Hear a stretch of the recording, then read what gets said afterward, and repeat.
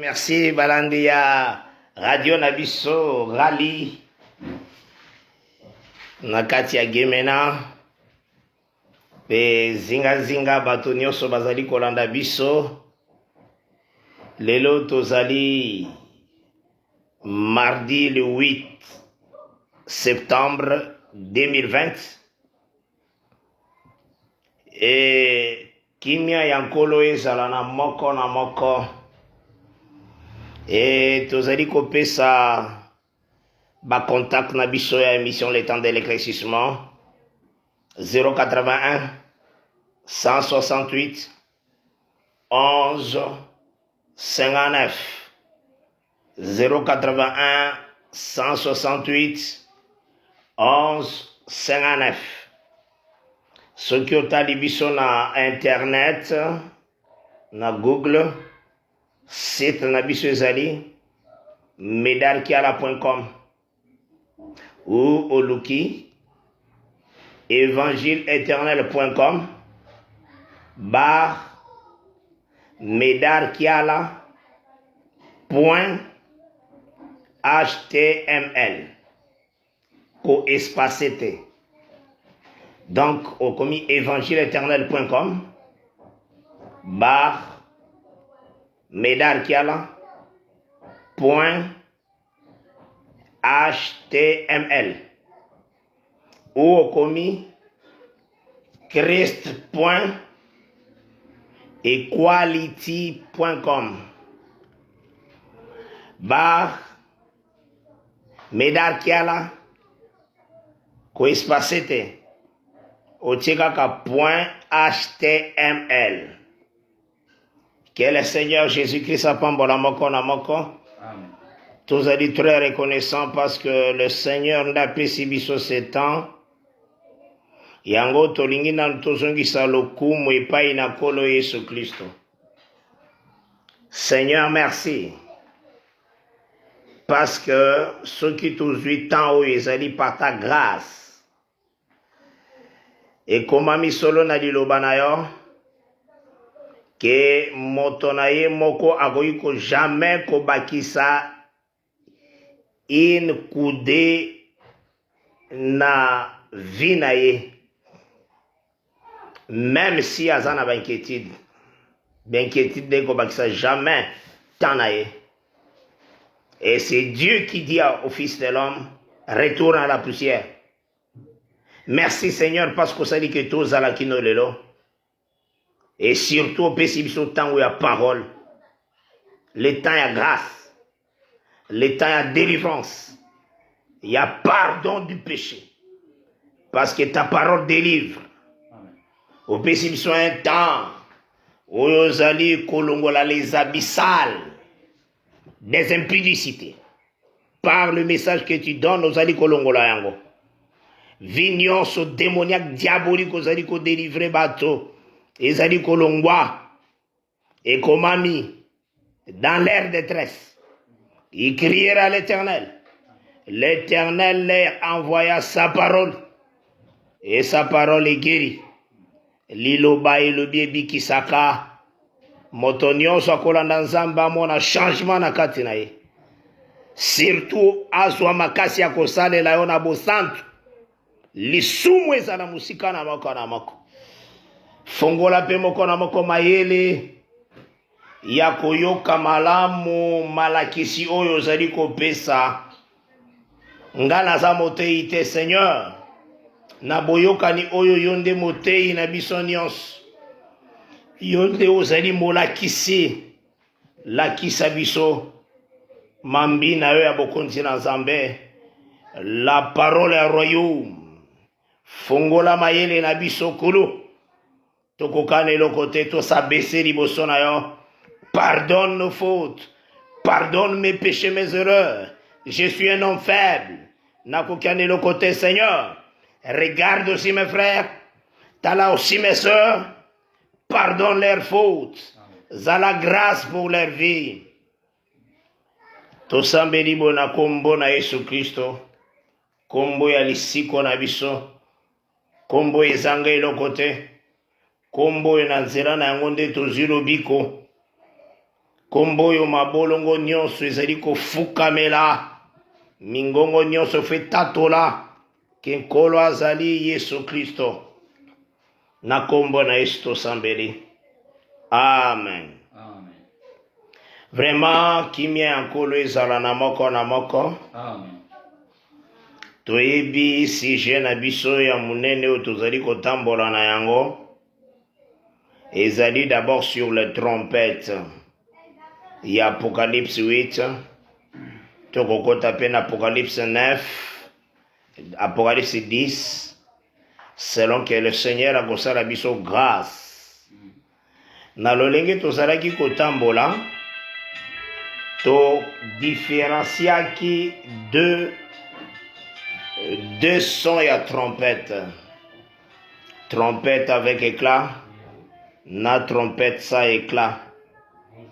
Totangaki na bino ensemble na nombre 10. Tant totangaka na nombre 10, bo sa rappele. Tomonaki ke Nzambe atindaki Moïse basala 2 trompettes d'argent. Tango basali 2 trompettes. Le Seigneur a dit que les trompettes vont servir pour la convocation de l'assemblée. Donc la trompette ezalaki kosala batu bauti na bandako na bango baza réuni basangani basali liboke moko basali tout un corps wana totalisaki boye la loi est prophète. Tozwaki Matthieu 11 verset 13e. Totalisaki yo que la loi et les prophètes ont prophétisé jusqu'à Jean. Donc la loi a prophétisé. Les prophètes ont prophétisé. Topesaka aussi texte.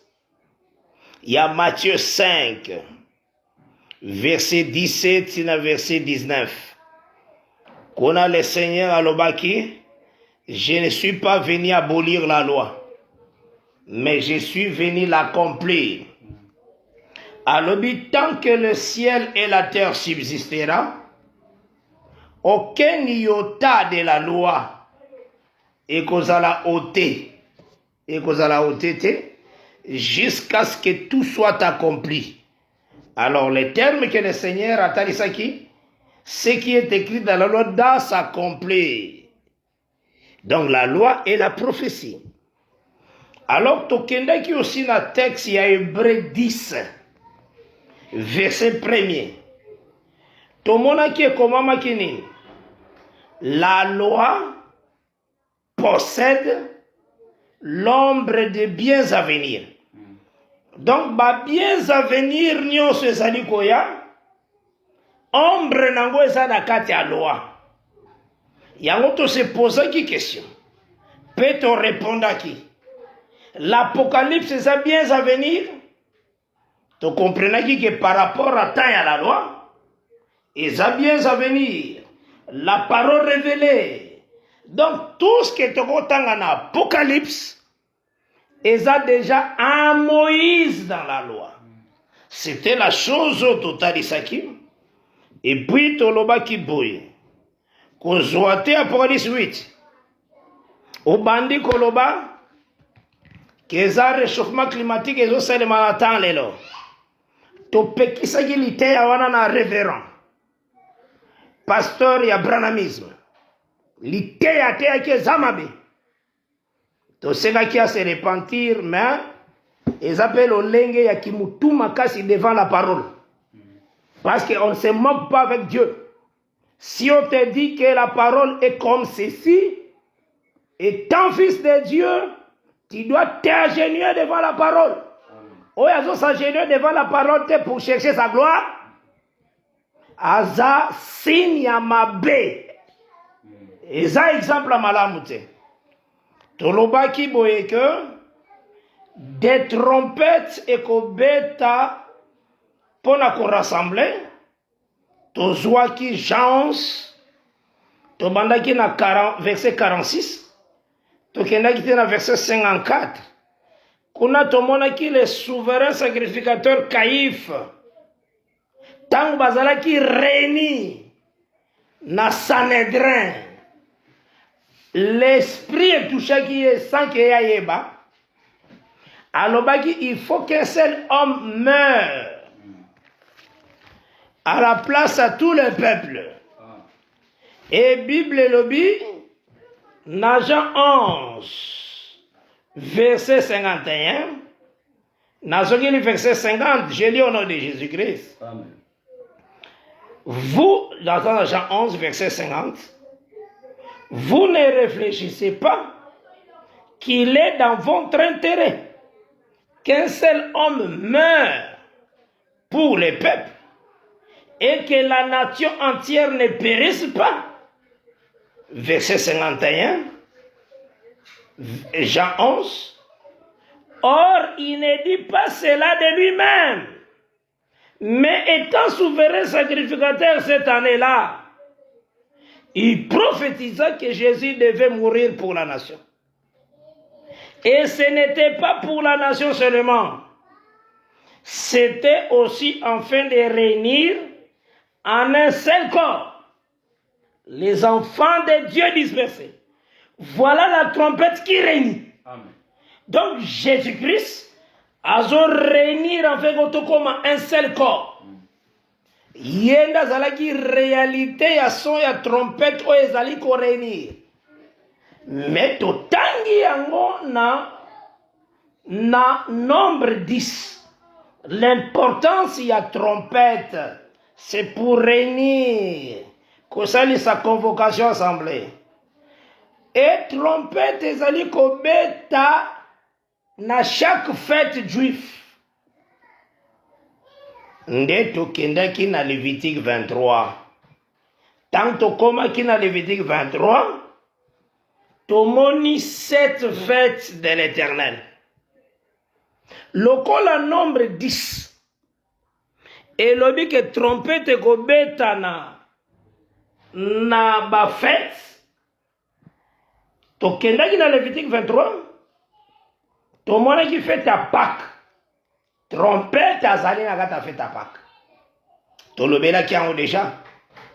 Tozoki 1 Corinthiens 5, les versets 7 et 8. L'écriture est bisibisoboye. Nous lisons au nom du Seigneur Jésus-Christ. Amen. 1 Corinthiens 5, versets 7 et 8. Faites disparaître les vieux levains, afin que vous soyez une pâte nouvelle, puisque vous êtes sans levain, car Christ, notre Pâque, a été immolé. Or, la Pâque contient une trompette. Voilà, Christ, notre Pâque. Célébrons donc la fête, non avec du vieux levain, non avec un levain de malice et de méchanceté, mais avec le pain sans levain, de la pureté et de la vérité. Que Dieu soit loué. Amen. Wana totalisaki réalité. Il y a l'ombre, il y a Pâques, oyo Lévitique 23 lobaki ango. Réalité ango, c'est Christ Jésus. Et tu peux ça qui définition à Pâques. Pâques est alisaka et tumbo elinga ko kwea likolo na yo et tangwe musika na yo. Omoni lokola bana Israël na Égypte na Exode 12 Zambe sengele ki aboma premier nyonso na mabele ya Égypte. Simba malam. C'est que mwana aussi ya liboso ya Israël akokaki kokufa. Mais liwa ya mwana liboso ya Israël anionda asombaki yango. Anio oyo babomaki na bandako na bango. Exode 12 ememaki liwa ya mwana liboso. Yango Bible bengaka biso pamba te premier né. Parce que la Pâque ezalaki pour la premier né. Donc, amemi liwa na biso, yango nde aza Pâques. Or, Jean-Baptiste, dans Jean chapitre 1er, alors qu'il voici l'agneau de Dieu qui ôte les péchés du monde. Dans verset 29e. Alors, tout à l'heure, qui réalité, il y a Pâques. Tu as trompette à Zanakati. Tokendaki na fête ezoland après Pâques, et na fête, il y a pain sans levain. Et total isaki, Jésus-Christ dans Matthieu 26, dans azalaki kosala elambo na bayekoli na ye, atombolaki lipa, alobi lipa eza nde nzoto, nzoto na ye. Fête à pain sans levain, eza elembo ya lipa oyoyo ezangi fulu, oyo ezangi lisumu. Etindaki biso tanto teyaki yango, tozwa livre ya 1 Pierre 2. Kuna tomonaki ke Yesu Kristo atikalaka komema lisumu te na bomoi na ye. Verset 23. Nabani même na verset 21 tina 23. Ti même na 24, il y a 1 Pierre 2. Je lis au nom de Jésus-Christ. Et c'est à cela que vous avez été appelés. Nayangonde tobiangami. Parce que Christ aussi a souffert pour vous. Ponete Yesu akufela ki pe pona biso. Vous laissant un exemple. Atikela ki biso ndakisa pona komekola. Afin que vous suiviez ses traces. Natine tetolanda bilembo ya matambe na ye lolenga tambolaki. Verset 22. Il y a 1 Pierre 2. Lui qui n'a point commis de péché. Et dans la bouche duquel il ne sait point trouver de fraude. Balobi yeo ya mema lisumu tamokote. Na monoko na ye lokuta ezalaki te fraude. Kome mama na lolenge ya kokosa. Comme mensonge, comme fraude. Kozanga kolobeloko na aliment ezalaki te, ya zalaki koloba aliment juste na vérité, trône na efandi likolo ya véracité na bosolo.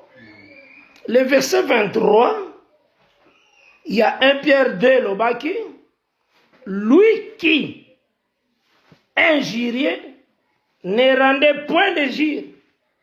Ye oyo soki bafingi ye atikalaki kozongisa kofinga te ndekolanda ndakisa oyo Yesu azali kozongisa mabe na mabe te bomoi na yo pe ezongisa mabe na mabe te tikela nzambe alobaki à moi la vengeance yo limbisa.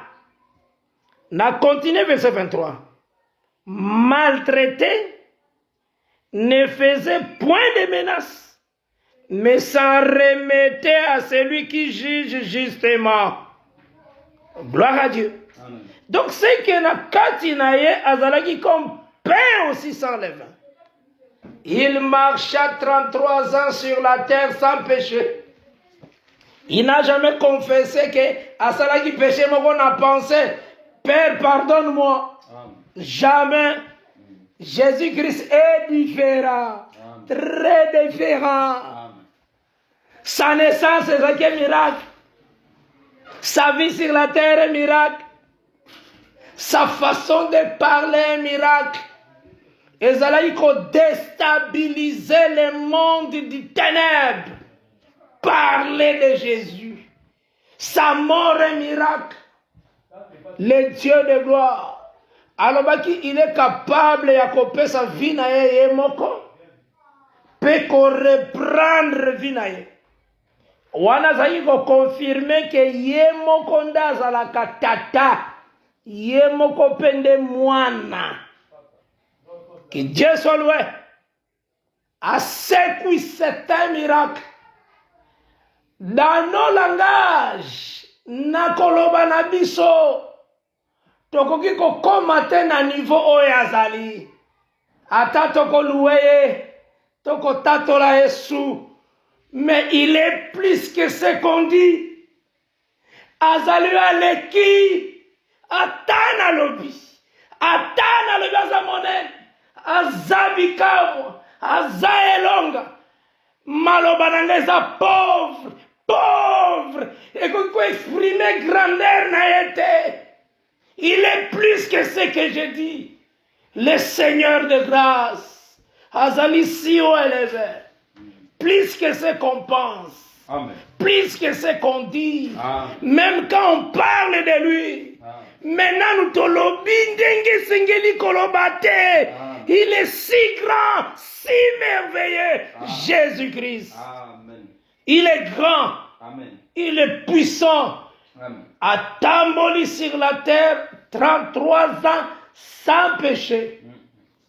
Et a porté l'iniquité de nous tous.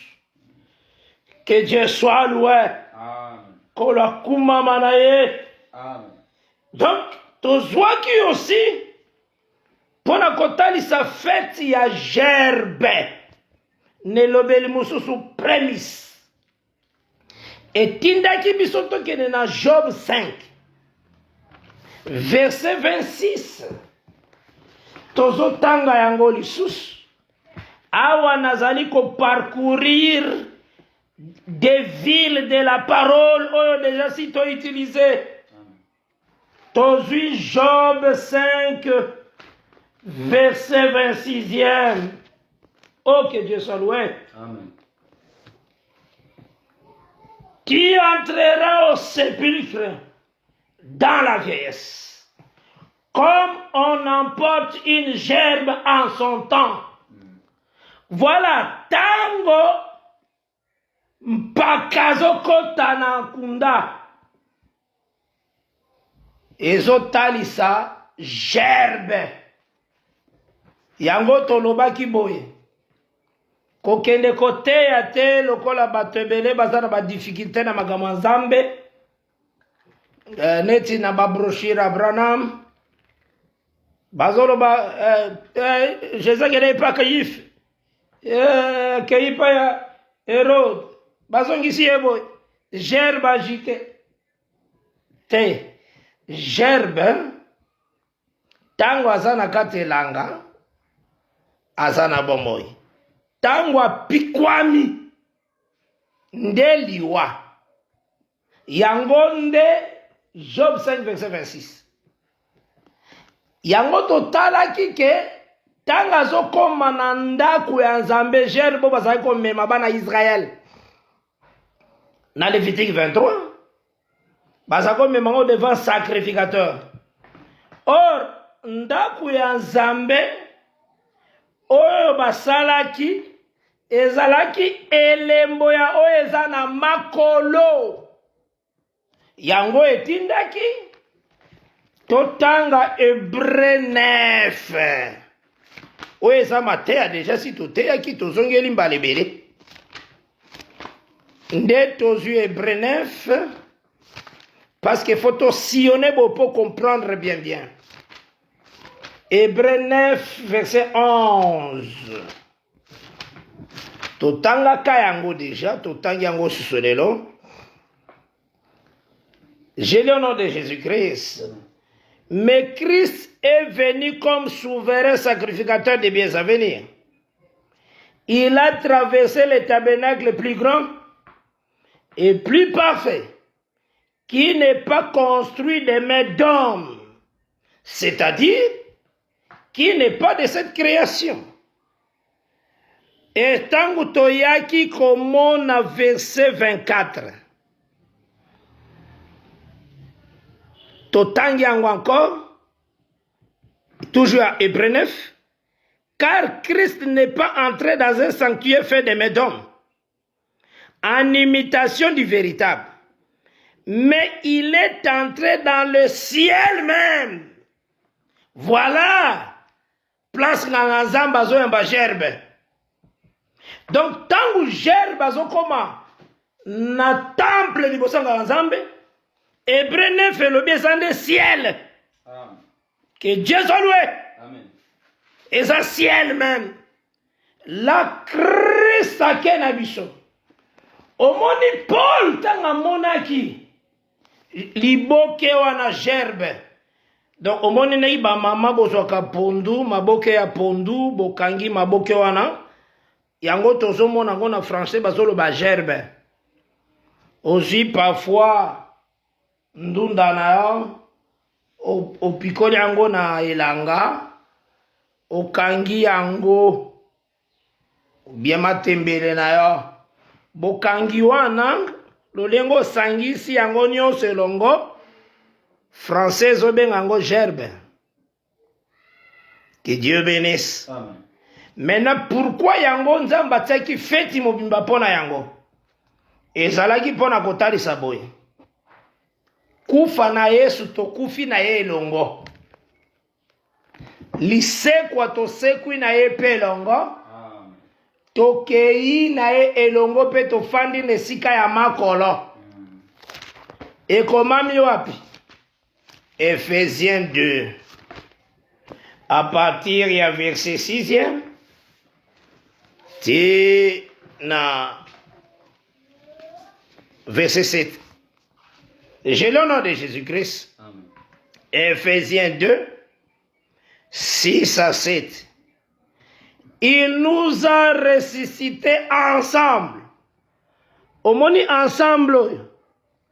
Elongo, liboke, c'est sa gerbe.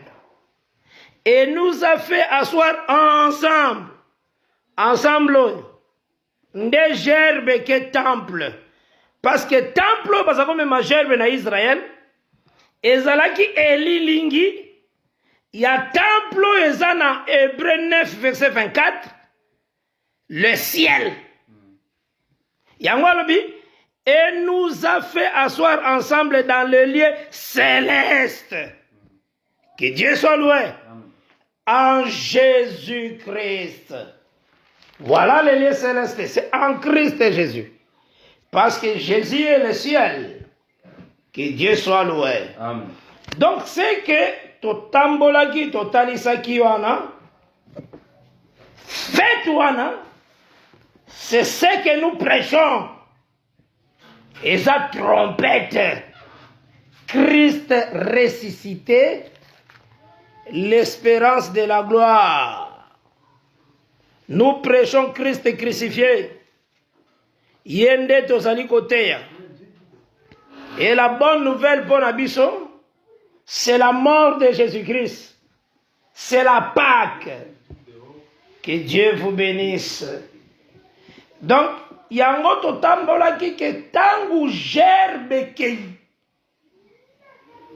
nasimawana Lévitique 23 et biso, vous compterez cette semaine. Cette semaine ya moisson.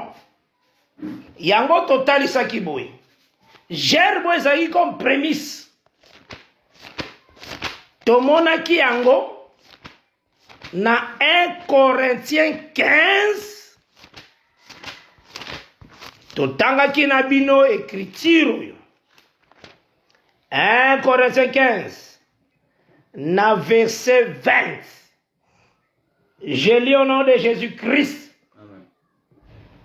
Mais maintenant, Christ est ressuscité des morts. Il est le prémices de ceux qui sont morts. Voilà.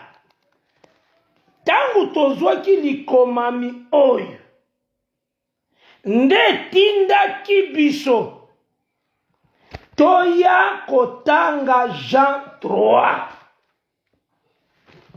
Et tindaki biso totanga Jean 3. Tangu totangaki Jean 3, na verset 13, tomonaki boy. Personne n'est monté au ciel. Wana Jésus si ce n'est celui qui est descendu du ciel, le Fils de l'homme qui est dans les ciels. Voilà. Tolobaki boye. Yesu na monoko na ye fraude bimate. Ndenge totangaki na 1 Pierre 2. Jésus atikala kokosa te.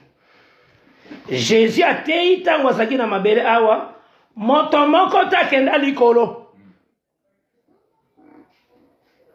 Kaka oyo akiti na mabele awuti likolo ye pende sikasika aza na likolo.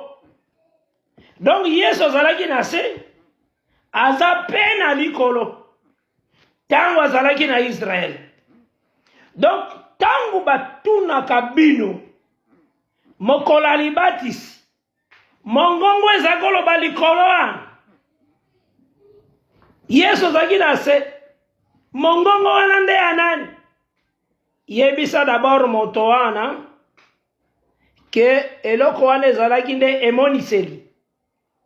Eza te ke mongongo ebimaki likolo bato nyonso bayoki mongongo ezoloba te, ezaki bongo te. Jean nde amonaki ezalaki vision emoniseli po Jean azalaki prophète.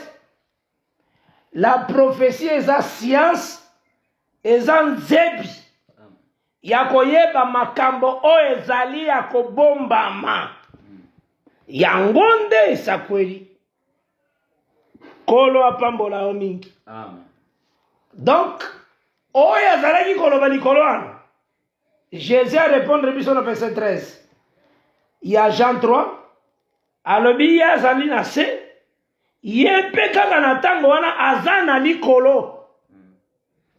Maintenant tokotaki kotalisa boye Yesu kwa alobi boye tokokotelemela Yesu te po alobi moto moko take likolo. Or yo na ngai toyebi likomi eza na Genèse 5 à partir du verset 24. Enoch atambolaka na Nzambe pendant 300 ans. Pe azalaki lisusu te po Nzambe azwaka akendaka na ye. Donc tomoni Enoch anetwama. Toye na 2 rois 2.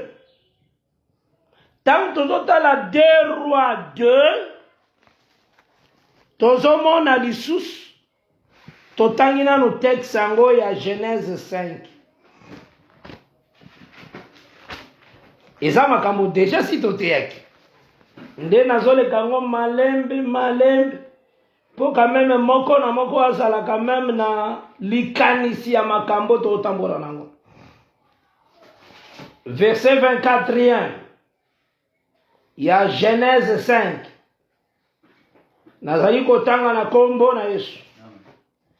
Enoch marchait avec Dieu, puis il ne fit plus, parce que Dieu le prit. Voilà. Balobi Enoch atambolaka na Nzambe, azalaka lisusu te, parce que Nzambe azwaka ye. Donc Nzambe akendaka na ye. Tozi aussi 2 rois 2. Na 2 rois, chapitre 2e, kuna pe tozali kotanga na kombo na Yesu Kristo.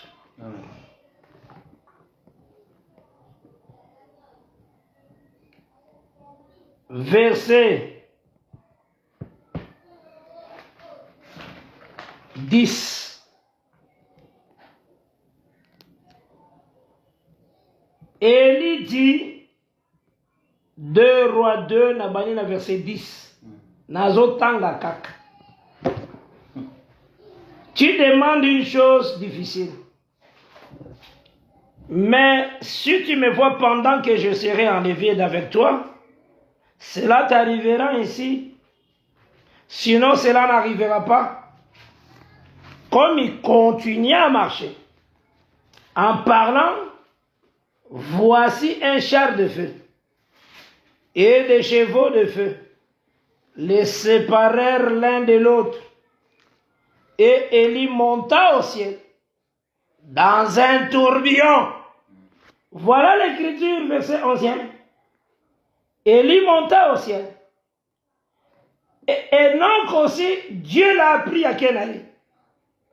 Mais tant que dans Jean 3, verset 13, Jésus a lobby, personne n'est monté au ciel.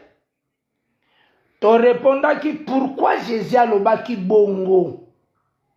Parce que moni na bilanga, eloko oya yambo bazwaka, oye kendaka na tempelo, yango nde ezalaka prémisse. Or basakoli nyonso bazalaki neti babilanga. Soki Yesu alobaki ke Enoch akenda likolo, c'est que na bilanga nyonso ba prophète, Enoch fallait la prémisse. Or Jésus pas yaki comme prophète. Yé pas yaki na katelanga. Soka alobaki ke Élie akendaki, là Élie il a la prémisse. C'est pourquoi Jésus alobaki, personne n'est monté au ciel. Poyazala eloko ya yambo o ezoko bukama na elanga. Que Dieu soit loué. Amen. Yango tolobaki boeke tangu Yesu akei esengelaki mena fête ya semaine banda. Or Israël abwakaki Jésus. Or Jésus c'est le commandement de Dieu. Yenda za l'amour. Nyon se sont s'accomplir na amour. C'est Jésus dans la parole de Dieu. Jean chapitre 1er lobby, la parole, elle est venue chez les siens et les siens ne l'ont point reçu. Donc Israël a boaka qui parole. Or, tout le monde a qui n'habite Deutéronome 28. Ce qui Israël a sauté sa commandement à Dieu. Zambe a coupé ça y est, pluie à première, pluie à arrière saison, a coupé ça y est, dispensation et semaine de moisson. Mais ceux qui a désobéi à boire qui la parole, Nzamba ko privé semaine de moisson. Or, semaine de moisson, c'est la semaine à 7 semaines. Israël, tango a boire qui Jésus-Christ, à commettre iniquité. Totanga ki angona bino wapi. Tozwa ki Jean 19. Tant tozwa ki Jean 19, tant Pilate a solana Jésus-Christ. À partir du verset 10 à 11. J'ai lu au nom de Jésus-Christ. Pilate lui dit, Jean 19, verset 10 et 11. Ah, c'est que Israël a commis qui iniquité. Asalaki beba ya makasi. Tangwa wangani Yesu. Abwaki la parole. Yo aussi faites attention. Ozo zwa identité na ya sœur. Ozo bomba. Yo anoko kota na mwanda kumoko posala bondumba. Ozo kendi. Ozo bomba na. Obombi. Okosala ba désordre ya bondumba. Bazomona yozo sala di n'importe quoi. Mwana nzamba tombo la kalolenge ya bonzambe. Bisika nyonso akozala. Eza lokola Mardoche. Batu nyonso bazofukama. Bazofukamela moto. Yazo tikalaka ya kotelema. So batu nyonso poni yozofukamela moto te. Ozofukamela mokonzi te. Azo yanola je suis juif. Mardoché ebaki premier commandement. Akoki jamais kofukamela moto. Nzamba za moko. Nzambe talisaka oyo bagumba melakae. C'est qu'on adore. C'est ça Dieu. Aujourd'hui, il faut adorer la parole. Oyo parole de Dieu zoloba. Il faut se prosterner. Ce qui parole lobi mwasi akoyi koteya te. Koyana mateya te koloba ke mwasi akoyi koteya. Wana ososala kimutu makasi liboso écriture de Dieu. Wana osa teki devant la parole. Ozoya litea no mabe. O mwasi akoteya. Ozo même émancipation na écriture de Dieu. La parole est où tu pas na yo. Pose la parole au bébis. L'écriture est zo la femme ne peut pas prêcher. C'est l'écriture de Dieu. Il faut se prosterner devant yango. Soko kolanda betide na yo théologie ko salaki. Oye koyebisa yo ke mwasi akokani na mobali. Oye kolobela makambo eza na ba mayele ya bomoto. Dieu confond la sagesse des sages. Amen. Pour Dieu la sagesse des sages est une folie. Okokoza la très sage na monde. Mais devant la Bible oza mayele était. Poye ba makambo nzambe. Il faut quitter vraiment. Oh, quitter.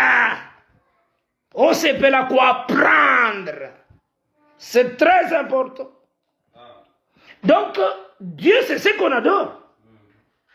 Donc, tant qu'on dit ma parole, là, on doit adorer.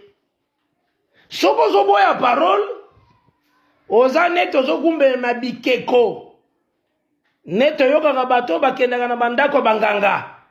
Yope tango zote alite amabe. Okokani na bango kuto leki bango. Kote amabe za bondo kimonene. Yango 1 Samuel 15 ezoloba. Oh komona kamoto. Otunie ndeko nango zanani. Alors, l'église n'a pas besoin vice-pasteur. Vice-pasteur. Vice-pasteur. Au retour à mon sous. Ndeko nengeni. Yo na musala zambo sana ding. Abinga na deuxième vice-pasteur. Deuxième vice-pasteur.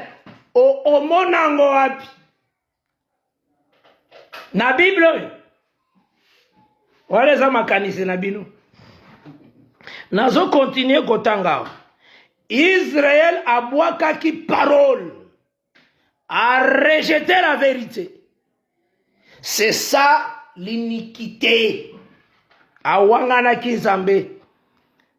Natangi verset 11 directement, nakena 11. Jésus répondit, tu n'auras sur moi aucun pouvoir. Wana nazana Jean 19 verset 11. S'il ne t'avait été donné d'en haut, c'est pourquoi celui qui me livre à toi commet un plus grand péché. Oh, alors oyo a livré ngaye pana yo Pilate à commettre un grand péché. Nani a livré qui Jésus?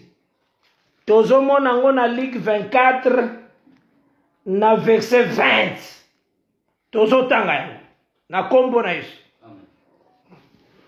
Luc 24 verset 20 totala oya livré qui livré qui Jésus. Awa nazolobela nanu na Judas Iscariote. Mais nazolobela nanu awa. Totanga na bino longo. Verset 20. Tu as dit que Judas Iscariote pateka Yesu. Mais awa wanazo zwa lisusu kotali saki Israël pateka Yesu. A sacrifié à Jésus. Et comment les principaux sacrificateurs et nos magistrats l'ont livré pour le faire condamner à mort. Et l'ont crucifié. Or, chef du peuple, atalisaka comme tout le peuple. Voilà. Donc, Israël a boagi parole. Tant a boagi parole, Jésus dans Jean 19, 11, a dit que Pilate a livré Panayo à commettre un grand péché. Or, il y a ça comme sacrificateur wana bazalaki wana bazakota comme chef du peuple. Donc ceux qui basali mabe elingota lisali bota mobimba etangami na mabewa. Que Dieu vous bénisse. Amen. Yango moni totalaki que ceux qui commettent peuple commettre iniquité. Likambo nini comme la peuple. Tangu tomoni Israël a commettre iniquité. Abouaki Jésus-Christ, ndeto kei kotala Jérémie, chapitre 5, verset 24, na 25. Écriture, il y a Jérémie 5, verset 24, na 25. Nazotanga ngona komona Yesu. Ils ne disent pas dans leur cœur, craignons l'Éternel, notre Dieu, qui donne la pluie en son temps, la pluie de la première et de l'arrière-saison, et qui nous réserve les semaines destinées à la moisson. C'est à cause de vos iniquités que ces dispensations n'ont pas lieu. Ce sont vos péchés qui vous prive de ses biens. Amen. Donc, quand Israël a commettre l'iniquité, a raté dispensation y a pluie na semaine de moisson. Or, ton monde Israël commettre l'iniquité, tant a rejeté Jésus-Christ, a rejeté Messie. Cela veut dire qu'il faut la semaine de moisson. Semaine de moisson maintenant vers les nations, amen, vers l'église. Il y a un Apocalypse 2, Apocalypse 3. Parce que semaine de moisson, il y a 7 semaines. Amen. Que Dieu bénisse. Il y a 7 semaines de moisson. Il y a un Totangaka verset 15-16. Il y a Lévitique 23. Mikolo, par la grâce de Dieu, n'a pas sillonné na noboye. Afin que compréhension kontakati na bino makas pour faciliter ndenge to sala mosala. Totanga kiboye verset 15. Il y a Lévitique 23. Nous lisons au nom de Jésus-Christ. Depuis le lendemain du sabbat, du jour où vous apporterez la gerbe pour être agité de côté et d'autre, vous compterez 7 semaines entières. Oh, voilà. Gerbe, c'est de total ici, Jésus a qui ndenga nettoami. Donc, ce qui est en Salemi, de 7 semaines à moisson entière fait bande. Or, Israël, on a rejeté qui la parole. Il faut rater dispensation. Yango, naloba qui 7 semaines à moisson, ne rite na kati à moisson à Boaz. Rite na chamoise. Là, totanga qui, rite 2, verset 22-23. Totanga qui aussi, rite chapitre 1er, verset 22e. Tant au rite na Naomi bayaki kokota Bethléem. Au commencement à moisson. Donc, rite bon habite à côté tangu présentation au Salem. Ok, merci beaucoup. Nasi Mikolo, tokobanda kozonga kabo et to clôturer déjà. mikolo tokobana kozongelaka boye petit à petit pour la compréhension. Tozalaki une émission na biso le temps de l'éclaircissement. Oyo ngai wabino nde nazali ko enseigner. Frère Kiala Kimbembe Médard. Topesi contact na biso 081 168 11 59. Et aussi site web nabiso évangile-éternel.com bar Médard Kiala ko espacete otiekaka point HTML. Par la grâce de Dieu, tokutani lobby nangolo na Zambé, toujours na rallye.